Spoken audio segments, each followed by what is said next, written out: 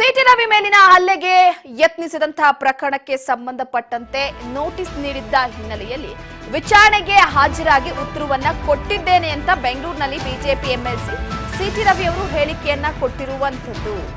ನನ್ನ ಮೇಲೆ ಹಲ್ಲೆಗೆ ಯತ್ನಿಸಲಾಗಿತ್ತು ಅನ್ನುವಂತಹ ವಿಚಾರಕ್ಕೆ ಸಂಬಂಧಪಟ್ಟಂತೆ ಸಿಟಿ ರವಿ ಅವರು ಆ ಒಂದು ಪ್ರಕರಣಕ್ಕೆ ನೋಟಿಸ್ ಅನ್ನ ನೀಡಲಾಗಿತ್ತು. ಈ ಹಿನ್ನೆಲೆಯಲ್ಲಿ ವಿಚಾರಣೆಗೆ ಹಾಜರಾಗಿದ್ದೇನೆ, ಉತ್ತರವನ್ನ ಕೊಟ್ಟಿದ್ದೇನೆ ಅಂತ ಹೇಳಿಕೆ ಕೊಟ್ಟಿದ್ದಾರೆ. ನನ್ನ ಮೇಲಿನ ದೂರಿಗೆ ಯಾವುದೇ ನೋಟಿಸ್ ಕೊಟ್ಟಿಲ್ಲ. ಪೊಲೀಸರು ನೋಟಿಸ್ ಕೊಡದೆ ಕೋರ್ಟ್ಗೆ ಹೋಗಿದ್ದಾರೆ. ಕೋರ್ಟ್ ಏನು ಹೇಳುತ್ತೆ ನೋಡೋಣ. ಕೆಲವು ವಿಚಾರವನ್ನ ಪ್ಲಾಂಟ್ ಮಾಡ್ತಿದ್ದಾರೆ. ನಾನು ಕೊಟ್ಟ ದೂರಿನ ಅನ್ವಯ ಎಫ್ಐಆರ್ ಆಗಿಲ್ಲ. ನನ್ನ ಮೇಲೆ ಹಲ್ಲೆ ಮಾಡಿರೋದು ಯಾರು ಅಂತ ಹೆಸರು ಸಮೇತ ದೂರನ್ನ ಕೊಟ್ಟಿದ್ದೇನೆ. ಪೊಲೀಸರು ಪಾರದರ್ಶಕವಾಗಿ ನಡೆದುಕೊಳ್ತಿಲ್ಲ ಅಂತ ಹೇಳಿಕೆಯನ್ನ ಕೊಟ್ಟಿರುವಂತದ್ದು.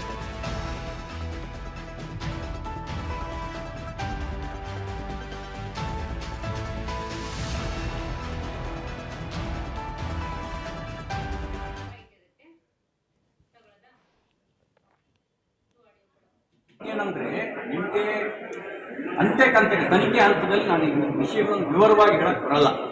ತನಿಖೆ ಹಂತದಲ್ಲಿ ಈ ತನಿಖೆ ಹಂತದಲ್ಲಿ ಏನಿದೆ ಅದು ನಾನು ಏನು ಹೇಳಬೇಕು ಅದನ್ನು ಸಭಾಪತಿಗಳಿಗೆ ಹೇಳಿದ್ದೀನಿ. ಸಭಾಪತಿಗಳು ದಾಖಲೆಗಳನ್ನು ಪರಿಶೀಲನೆ ಮಾಡಿಯೇ ರೂಲಿಂಗ್ ಕೊಟ್ಟಿದ್ದಾರೆ. ಆ ರೂಲಿಂಗನ್ನು ಪ್ರಶ್ನಿಸೋದು ಸಂವಿಧಾನವನ್ನು ಪ್ರಶ್ನಿಸ್ತಾರೆ. ಹಾಗಾದ್ರೆ ಮಾಹಿತಿ ಸಿಐಡಿ ಪೊಲೀಸರಿಂದ ಸೋರಿಕೆ ಆಗ್ತಾ ಇದೆ ಅಂತ ಹೇಗೆ? ನಮ್ಗೇನಂದ್ರೆ ನೀವು ಮೂಲವನ್ನು ನೀವು ಹೇಳಿಲ್ಲ, ಯಾವ ಮೂಲ ಅಂತ ನೀವು ಮೂಲ ಹೇಳದೇ ಇರೋದ್ರಿಂದ ನಾನು ಊಹೆ ಮೇಲೆ ನಾವು ಮಾತಾಡಕ್ಕೆ ಬರಲ್ಲ. ಆದರೆ ರಾಜ್ಯದಲ್ಲಿರುವ ಪೊಲೀಸರು ಒತ್ತಡಕ್ಕೊಳಗಾಗಿದೆ. ಇಲ್ಲಾಂದರೆ ನೀವು ಅವ್ರನ್ನ ಅಧಿಕಾರಿಗಳನ್ನು ಕೇಳಿ. ನಾನು ರಾಜ್ಯಪಾಲರಿಗೆ ದೂರು ಕೊಟ್ಟೆ, ಮುಖ್ಯಮಂತ್ರಿಗಳಿಗೆ ದೂರು ಕೊಟ್ಟೆ, DGP AGಗೆ ದೂರು ಕೊಟ್ಟೆ. ನಾನು ಕೊಟ್ಟ ಕೇಸನ್ನ ದಾಖಲುಪಡಿಸಿ ಮಾಡಿಲ್ಲ ಮತ್ತು ನನ್ನ ಮೇಲೆ ಪೊಲೀಸ್ ಅಟ್ರಾಸಿಟಿ ನಡೆದಿದೆ ಅಂತೇಳಿ ಇವತ್ತಿನವರೆಗೂ ನಾನು ಕೊಟ್ಟ ದೂರನ್ನ FIR ಮಾಡ್ಕೊಂಡಿಲ್ಲ. ಅಂದರೆ ಪೊಲೀಸ್ ಮ್ಯಾನ್ಯುವಲ್ ಏನು ಹೇಳುತ್ತೆ? ನನ್ನ ವಿರುದ್ಧದ್ದು ದೂರು ಕ್ಷಣ ಮಾತ್ರದಲ್ಲಿ FIR ಆಗುತ್ತೆ. ನಾನು ಕೊಟ್ಟ ದೂರು FIR ಆಗಿಲ್ಲ. 20 ವರ್ಷ ಶಾಸಕನಾಗಿ ಕೆಲಸ ಮಾಡಿದ್ರು, 2 ಬಾರಿ ಮಂತ್ರಿಯಾಗಿ ಕೆಲಸ ಮಾಡಿದ್ರು, ಈಗಲೂ ವಿಧಾನ ಪರಿಷತ್ತಿನ ಶಾಸಕನಾಗಿ ಕೆಲಸ ಮಾಡ್ತಾ ಇದ್ದೀನಿ. ನನ್ನ ದೂರಿಗೆ ಈ ಪರಿಸ್ಥಿತಿ ಆದರೆ ಜನಸಾಮಾನ್ಯರಿಗೆ ಇನ್ಯಾವ ಥರದ ಅನ್ಯಾಯ ಆಗ್ಬೋದು? ಜನಸಾಮಾನ್ಯರಿಗೆ ಹೇಗೆ ನ್ಯಾಯ ಕೊಡ್ಬೋದು ಇವರು? ನೀವೇ ಯೋಚನೆ ಏನಂದ್ರೆ ನಿಮಗೆ ಅಂತ್ಯಕಂತಕ್ಕೆ ತನಿಖೆ ಹಂತದಲ್ಲಿ ನಾನು ಈ ವಿಷಯಗಳನ್ನು ವಿವರವಾಗಿ ಹೇಳಕ್ ಬರಲ್ಲ. ತನಿಖೆ ಹಂತದಲ್ಲಿ ಈ ತನಿಖೆ ಹಂತದಲ್ಲಿ ಏನಿದೆ ಅದು ನಾನು ಏನು ಹೇಳಬೇಕು ಅದನ್ನು ಸಭಾಪತಿಗಳಿಗೆ ಹೇಳಿದ್ದೀನಿ. ಸಭಾಪತಿಗಳು ದಾಖಲೆಗಳನ್ನು ಪರಿಶೀಲನೆ ಮಾಡಿಯೇ ರೂಲಿಂಗ್ ಕೊಟ್ಟಿದ್ದಾರೆ. ಆ ರೂಲಿಂಗನ್ನು ಪ್ರಶ್ನಿಸೋದು ಸಂವಿಧಾನವನ್ನು ಪ್ರಶ್ನಿಸ್ತಾರೆ. ಹಾಗಾದ್ರೆ ಮಾಹಿತಿ ಸಿಐಡಿ ಪೊಲೀಸರಿಂದ ಸೋರಿಕೆ ಆಗ್ತಾ ಇದೆ ಅಂತ ಹೇಗೆ? ನಮ್ಗೇನಂದ್ರೆ ನೀವು ಮೂಲವನ್ನು ನೀವು ಹೇಳಿಲ್ಲ, ಯಾವ ಮೂಲ ಅಂತ ನೀವು ಮೂಲ ಎಸ್, ಒಂದು ಕಡೆ ಈಗಾಗಲೇ ಸಿಟಿ ರವಿ ಅವರು ಹೇಳಿಕೆಯನ್ನ ಕೊಟ್ಟಿರುವಂತದ್ದು. ನನ್ನ ಮೇಲೆ ಏನು ಹಲ್ಲೆಯನ್ನ ನಡೆಸಿತ್ತು ಆ ವಿಚಾರಕ್ಕೆ ಸಂಬಂಧಪಟ್ಟಂತೆ ನಾನು ದೂರನ್ನ ಕೊಟ್ಟಿದ್ದೆ. ನನಗೆ ನೋಟಿಸ್ ಕೊಡ್ಲಾಗಿತ್ತು. ಪೊಲೀಸರು ಪಾರದರ್ಶಕವಾಗಿ ನಡೆದುಕೊಂಡಿಲ್ಲ ನನ್ನ ಜೊತೆ. ನೋಟಿಸ್ ಕೊಟ್ಟಂತ ಹಿನ್ನೆಲೆಯಲ್ಲಿ ನಾನು ವಿಚಾರಣೆಗೆ ಹಾಜರಾಗಿದ್ದೇನೆ. ಅವರು ಕೇಳಿದಂತಹ ಪ್ರಶ್ನೆಗೆ ನಾನು ಉತ್ತರವನ್ನ ಕೊಟ್ಟಿದ್ದೇನೆ. ಆದ್ರೆ ಪ್ರಮುಖವಾಗಿ ಸದ್ಯಕ್ಕೆ ಪೊಲೀಸರು ಪಾರದರ್ಶಕತೆಯಿಂದ ನೋಡ್ಕೊಳ್ಬೇಕು. ಪಾರದರ್ಶಕತೆ ಇಲ್ಲ ಅವರಲ್ಲಿ. ಕೋರ್ಟ್ ಏನ್ ಹೇಳುತ್ತೋ ಅದಕ್ಕೆ ಬದ್ಧನಾಗಿರ್ತೀನಿ. ಸೊ ನೋಡೋಣ ಅನ್ನುವ ಮುಖಾಂತರವಾಗಿ ಸದ್ಯಕ್ಕೆ ಪೊಲೀಸರ ಮೇಲೆ ಸಿಡಿಮಿಡಿಗೊಂಡಿರುವಂತಂದ್ರೆ ನೋಡಿ, ಒಂದು ಸಿಟಿ ರವಿ ಅವರನ್ನ ಸಂಜೆ ಬಂಧಿಸಿದಂತ ನಂತರ ಬೆಳಗ್ಗಿನವರೆಗೂ ಕೂಡ ಅವರನ್ನ ಒಂದು ಸ್ಟೇಷನ್ ಅಲ್ಲಿ ಇರಿಸ್ತೆ, ಇಡೀ ಪೊಲೀಸ್ ನನ್ನ ಮೇಲೆ ದೌರ್ಜನ್ಯನ ನಡೆಸ್ತು ಅಂತ ಬಹಳ ಸಿಟ್ಟಿಗೆದ್ದಿದ್ರು. ಸೊ ಈ ಹಿನ್ನೆಲೆಯಲ್ಲಿ ಈಗ ಸದ್ಯಕ್ಕೆ ಸಿಟಿ ರವಿ ಅವರು ಕೂಡ ಹೇಳಿಕೆ ಕೊಟ್ಟುವಂತದ್ದು. ಈ ಬಗ್ಗೆ ಮತ್ತಷ್ಟು ಅಪ್ಡೇಟ್ ಕೊಡ್ತಾ ಹೋಗ್ತಾರೆ ನಮ್ಮ ಪ್ರತಿನಿಧಿ ಬಸವರಾಜ್ ಹೂಗಾರ್ ಸಂಪರ್ಕದಲ್ಲಿದ್ದಾರೆ. ಬಸವರಾಜ್, ಸಿಟಿ ರವಿ ಅವರ ಮೇಲೆ ಏನು ಹಲ್ಲೆಗೆ ಯತ್ನಿಸಿದಂತಹ ಪ್ರಕರಣದ ವಿಚಾರಕ್ಕೆ ಸಂಬಂಧಪಟ್ಟಂತೆ ಇವತ್ತು ನೋಟಿಸ್ ಅನ್ನ ಕೊಟ್ಟಿದ್ರು. ವಿಚಾರಣೆಗೆ ಹಾಜರಾಗಿದ್ದೀನಿ, ಕೋರ್ಟ್ ಏನ್ ತೀರ್ಪುಡುತ್ತೋ ಕಾದ್ ನೋಡ್ತೀನಿ ಎನ್ನುವ ಮುಖಾಂತರವಾಗಿ ಒಂದು ಕಡೆ ಇನ್ನೂ ಕೂಡ ಸಿಟಿ ರವಿ ಅವರು ಈ ವಿಚಾರಕ್ಕೆ ಸಂಬಂಧಪಟ್ಟಂತೆ ಪೊಲೀಸರ ಪಾರದರ್ಶಕತೆ ವಿಚಾರವಾಗಿ ಕೂಡ ಮಾತನಾಡಿದ್ದಾರೆ. ಈ ಬಗ್ಗೆ ಅಪ್ಡೇಟ್ ಕೊಡೋದಾದ್ರೆ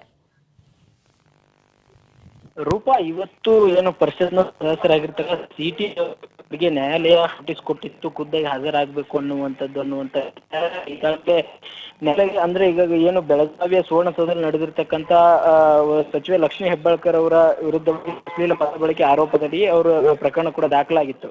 ಆ ಒಂದು ಹಿನ್ನೆಲೆಯಲ್ಲಿ ಅದನ್ನ ಈಗಾಗಲೇ ಸಿಐಡಿ ಅವರು ಕೂಡ ತನಿಖೆ ವಹಿಸಿಕೊಂಡಿದ್ದಾರೆ. ಅಲ್ಲಿ ಸ್ಥಳೀಯ ಮಟ್ಟದ ಪೊಲೀಸರು ಕೂಡ ತನಿಖೆಯನ್ನು ಕೂಡ ಕೈಗೊಂಡಿರತಕ್ಕಂಥದ್ದು.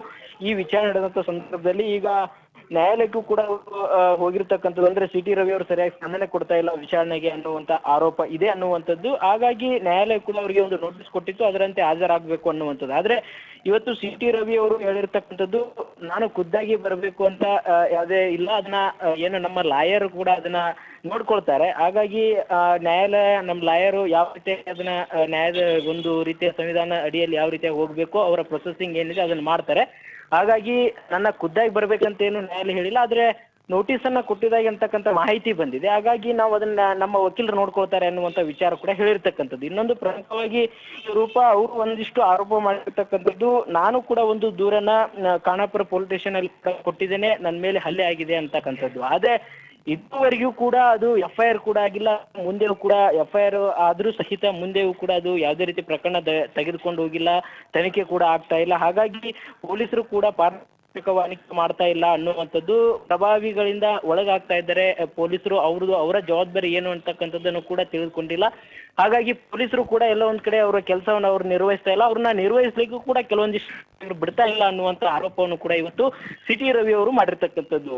ರೂಪ ಎಸ್, ಪ್ರಮುಖವಾಗಿ ನೋಡಿ, ಒಂದು ಕಡೆ ಈಗಾಗಲೇ ಸಿ ಟಿ ರವಿ ಅವರ ಅಶ್ಲೀಲ ಪದ ಬಳಕೆಯ ವಿಚಾರಕ್ಕೆ ಸಂಬಂಧಪಟ್ಟಂತೆ ಅವರ ಧ್ವನಿ ಮಾದರಿಯನ್ನು ಕೂಡ ಸಂಗ್ರಹ ಮಾಡೋದಕ್ಕೆ CID ಒಂದು ಕಡೆ, ಸೊ ಇನ್ನೊಂದು ಕಡೆ ಪೊಲೀಸರ ಮೇಲೆ ಸದ್ಯಕ್ಕೆ ಸಿ ಟಿ ರವಿ ಅವರು ಆರೋಪದ ಮೇಲೆ ಆರೋಪ ಮಾಡ್ಕೊಂಡು ಬರ್ತಿದ್ದಾರೆ. ರಾಜ್ಯಪಾಲರಿಗೂ ಕೂಡ ದೂರನ್ನ ಕೊಟ್ಟಿದ್ರು.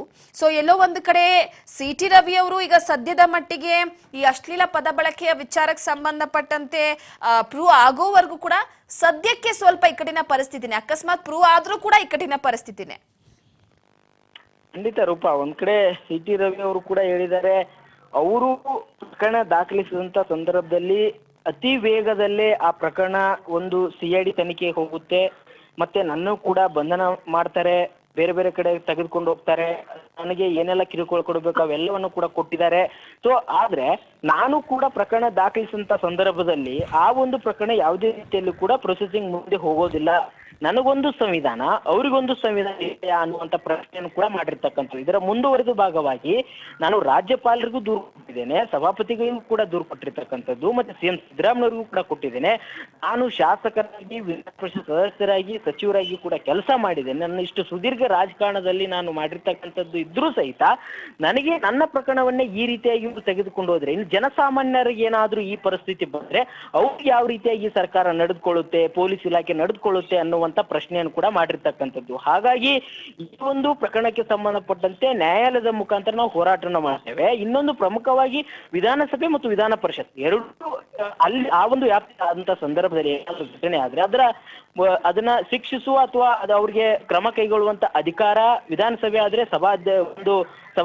ಸಭಾಧ್ಯಕ್ಷರಿಗಿರುತ್ತೆ, ಇಲ್ಲಿ ವಿಧಾನ ಪರಿಷತ್ ಆದ್ರೆ ಅದು ಸಭಾಪತಿಗಳಿಗಿರುತ್ತೆ. ಹಾಗಾಗಿ ಅವರ ಹೊರತಾಗಿಯೂ ಕೂಡ ಬೇರೆದವರು ಹಸ್ತಕ್ಷೇಪ ಮಾಡಿದ್ರೆ ಅದು ಸಂವಿಧಾನ ವಿರೋಧವಾಗಿ ಮಾಡಿದಂತ ಕೆಲಸ ಆಗುತ್ತೆ ಅನ್ನುವಂಥದ್ದನ್ನು ಕೂಡ ಇವರು ಆರೋಪ ಮಾಡಿರ್ತಕ್ಕಂಥದ್ದು. ಹಾಗಾಗಿ ಸರ್ಕಾರ ಸಂವಿಧಾನ ವಿರೋಧವಾಗಿ ಮಾಡಿದ್ರೆ ನಾವು ಸಂವಿಧಾನ ರಕ್ಷಣೆ ಮಾಡ್ಲಿಕ್ಕೆ ಏನೆಲ್ಲ ಬೇಕೋ, ನನ್ನ ಪ್ರಕರಣ ಸಂಬಂಧಪಟ್ಟಂತೆ ವೈಯಕ್ತಿಕವಾಗಿ ಬಂದರೂ ಸಹಿತ ನಾನು ಏನು ಹೋರಾಟ ಮಾಡಬೇಕು ಅದನ್ನು ಹೋರಾಟ ಮಾಡಕ್ಕೆ ಸಿದ್ಧವಿದ್ದೇನೆ ಅನ್ನುವಂತ ಮಾತನ್ನು ಕೂಡ ಹೇಳಿರುವಂತದ್ದು. ನೀವು ಹೇಳಿದಂತೆ ಈ ಪ್ರಕರಣ ಗಂಭೀರ ಒಂದ್ ರೀತಿಯಲ್ಲಿ ಇದು ಹೋಗೋವರೆಗೂ ಕೂಡ, ಅಂದ್ರೆ ಸರಿ ಆಗೋವರೆಗೂ ಸಹಿತ ಸಿ ಟಿ ರವಿ ಅವರಿಗೆ ಕೆಲವೊಂದಿಷ್ಟು ಈ ರೀತಿಯಾಗಿ ಕೋರ್ಟ್ ಹೋಗೋದಾಗಿರ್ಬೋದು ಅಥವಾ ಈ ಪ್ರಕರಣ ಎದುರೋದಾಗಿರ್ಬೋದು, ಇವೆಲ್ಲ ಕೂಡ ಅವ್ರಿಗೆ ಒಂದ್ ರೀತಿಯಲ್ಲಿ ಒಂದು ಸಂಕಷ್ಟ ಕೂಡ ಎದುರಾಗುವಂತ ಸಾಧ್ಯತೆ ಇದೆ. ರೂಪ, ಓಕೆ, ಥ್ಯಾಂಕ್ ಯು ನಿಮ್ಮೆಲ್ಲ ಮಾಹಿತಿಗಾಗಿ ಬಸವರಾಜ್ ಹೋಗಾರ್. ಎಸ್, ಪ್ರಮುಖವಾಗಿ ಒಂದು ಕಡೆ FIR ವಿಚಾರಕ್ಕೆ ಸಂಬಂಧಪಟ್ಟಂತೆ, ದೂರಿನ ವಿಚಾರಕ್ಕೆ ಸಂಬಂಧಪಟ್ಟಂತೆ ಸಿ ಟಿ ರವಿ ಅವರು ಈಗ ಕೋರ್ಟ್ನ ತೀರ್ಮಾನಕ್ಕೆ ಬಿಟ್ಟಿದ್ದೀನಿ ಎನ್ನುವ ಮುಖಾಂತರವಾಗಿ ಒಂದು ಕಡೆ ಹೇಳಿಕೆಯನ್ನ ಕೊಟ್ಟಿರುವಂಥದ್ದು. ಕಾದ್ ನೋಡ್ಬೇಕಾಗಿದೆ ಇನ್ನು ಮುಂದಿನ ದಿನಗಳಲ್ಲಿ ಯಾವೆಲ್ಲ ರೀತಿಯಾದಂತಹ ಟರ್ನ್ ಪಡ್ಕೊಳ್ಳುತ್ತೆ ಈ ಒಂದು ವಿಚಾರ ಅನ್ನುವಂಥದ್ದನ್ನ.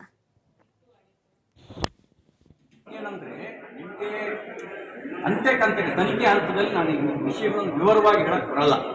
ತನಿಖೆ ಹಂತದಲ್ಲಿ ಈ ತನಿಖೆ ಹಂತದಲ್ಲಿ ಏನಿದೆ ಅದು ನಾನು ಏನು ಹೇಳಬೇಕು ಅದನ್ನು ಸಭಾಪತಿಗಳಿಗೆ ಹೇಳಿದ್ದೀನಿ. ಸಭಾಪತಿಗಳು ದಾಖಲೆಗಳನ್ನು ಪರಿಶೀಲನೆ ಮಾಡಿಯೇ ರೂಲಿಂಗ್ ಕೊಟ್ಟಿದ್ದಾರೆ.